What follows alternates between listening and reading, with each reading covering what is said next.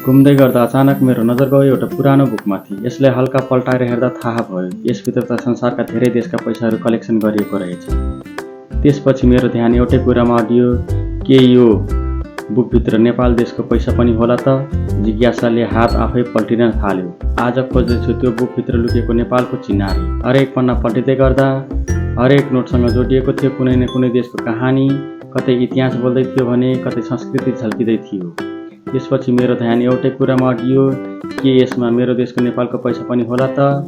मनभित्र अलिकता उत्सुकता, अलिकता गर्व, अलिकता आशा जाग्यो। जिज्ञासाले हात आफै पल्टिन थाल्यो। आज खोज्दैछु त्यो बुकभित्र लुकेको मेरो देशको पहिचान र मेरो देशको चिनारी। तर मेरो नजर भने एउटै कुरामा अडियो, के यसमा मेरो देशको पनि पैसा होला त? नेपालको चिनारी, नेपालको नोट। मनभित्र उत्सुकता बढ्दै गयो, हात आफै पन्ना पल्टाउँदै गयो। अब प्रश्न एउटै छ, के यो बुकभित्र नेपालको पनि लुकेको छ त पैसा? पन्ना पल्टाउँदै जाँदा थाहा हुन्छ। भिडियो अन्तिमसम्म हेर्दै जानुहोला। छ कि छैन नेपालको पैसा?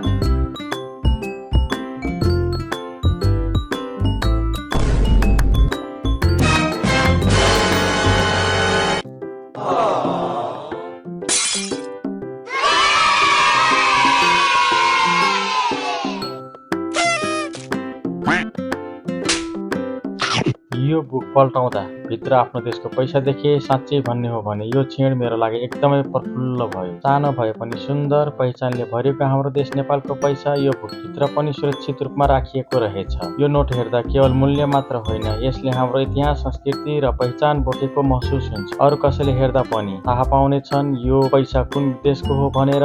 जहाँ भए पनि, जसरी रहे पनि आफ्नो देशको चिनो देख्दा मन आफै मुस्कुराउँछ। गर्व छ म नेपाली हुनुमा। तपाईहरुलाई नेपालको नोट यो बुकभित्र देख्दा कस्तो अनुभव भयो? कमेन्ट बक्समा कमेन्ट गर्न नबिर्सनुहोला।